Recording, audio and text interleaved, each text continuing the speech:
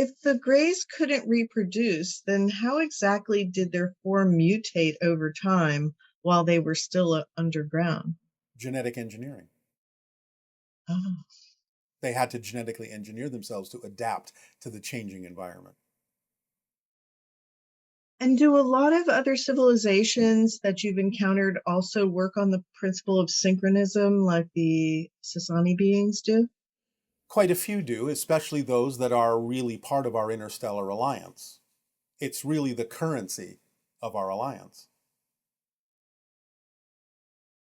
And so, who in your reality, or how did your civilization discover that we change realities billions of times per second? Well, this is really quite obvious when you start thinking about what it is your own scientists are looking for. They're looking for an idea called the unified theory of everything, where they understand that everything is an expression of the same one basic fundamental thing. But if you take that a little further, you have to understand that if you're going to reduce everything down to something that is an expression of one thing, well, you have to include space and time as well as forces and other attributes of physical reality. By reducing space to its simplest form, it reduces down to a single dimensionless point. By reducing time down to its simplest form, you reduce it down to a single timeless moment. If you understand that everything is one thing, and therefore even space and time are reduced to their simplest components, then the experience itself of being capable of experiencing what appears to be vast space and vast amounts of time must be a projection that all exists at the same time, and therefore you logically conclude that what appears to be different locations and what appears to be different moments must all inhabit the same now moment and the same now point. And therefore, by definition, the experience of space and time in your reality demands the existence of parallelism, because all of these so-called separate moments and all of these so-called separate places and locations existing simultaneously, quote unquote, side by side, so to speak, demands the existence of parallelism and parallel realities. Otherwise, you couldn't experience it in the way that you do. So if everything is truly one thing and happening all at once, so to speak, then the only way that can actually exist and give you the experience you have in physical reality is for there to have everything happening in parallel. So once we realized as a civilization that everything was truly one thing, for us, the conclusion was logical that there must be parallel realities. And from there, we were able to formulate the idea of what for each reality might be the tick of the clock and the rate at which you may pass through these different realities to create the illusion of space and time and change. It was a natural extension of the understanding that everything exists at the same time and in the same place. Thank you. Yes. Um, this question is, why do black holes usually lie at the heart of galaxies? Are they really just supermassive black holes, or do they have an element of higher intelligence? And what Why do does that have to be mutually exclusive? It can be a black hole and have higher intelligence. So the idea is that they form the anchor point, the seed, the core, the kernel of the galaxies. They create the template, vibrationally, gravitationally, the grid on which galaxies are born, so to speak, are placed, come into existence. They are the initial blueprint of the idea of the formation of a galaxy. Now, there are some exceptions. We're not going to go into that right now.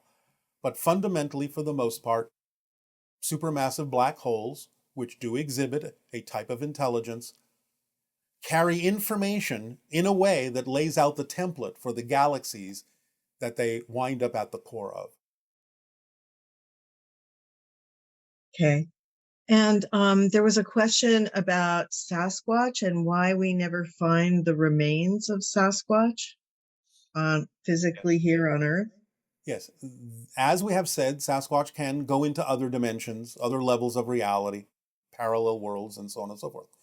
The Sasquatch in general, though there are some differences in how they do this, have a particular level of reality, a particular place that they go to where many rituals are performed, including the idea of the rituals of honoring their dead. Their bodies are simply not left behind. They are taken to that slightly altered physical reality, slightly altered dimension of experience that's still quite physical, but doesn't really contain any other life. And therefore, they deposit their dead bodies there and perform the rituals there that honor them. It's really interesting. Yes. They have a whole culture you know nothing about, whole places they experience you know nothing about. Wow, it's just, and that was our natural evolutionary path to become more like that. It is what you would have become had you not been altered by alien genetics, yes. So, as you know, we've had some pretty momentous things happening here on the planet right now, and it's a great concern to a lot of people, of course. And so, the one question is, why did Putin invade Ukraine? All right. I'm going to make a connection in order to give you the information that we are allowed to give you.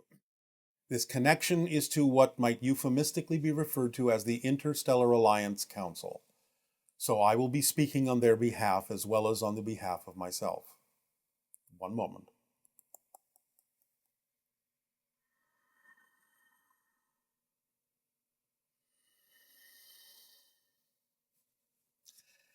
At this moment, the being known as Vladimir Putin is the most frightened and weakest person on your planet at this moment.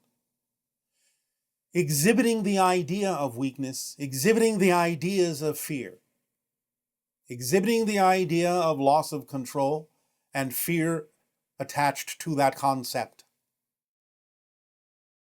Using force, using weapons, using coercion, using lies does not make one powerful.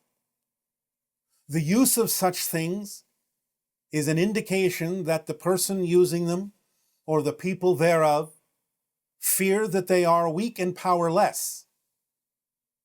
For they do not believe that their ideologies and their perspectives are powerful enough to draw and attract those to them without coercion, without force, without weapons, without lies. Therefore, they do not really believe in the power of their own ideology. They fear that they are weak, they fear that they are powerless, and they strike out and attack for the purpose of covering up and denying their belief in their own weakness and their own lack of self-empowerment.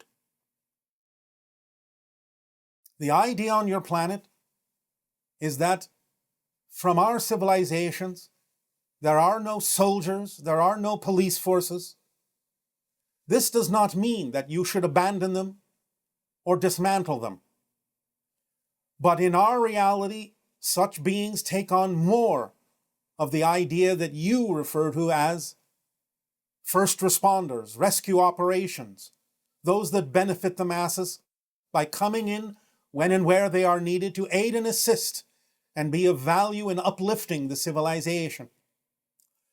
Therefore, we lay out for you at this time, as an honorary member of the Interstellar Alliance, the notion and the practice and the actions necessary for these incidents to no longer occur.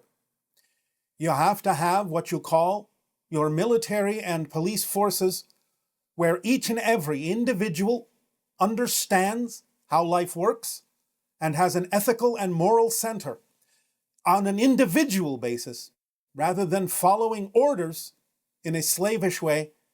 They would respond to any such being as a dictator that is operating in a negative, coercive, lying, forceful way with a no.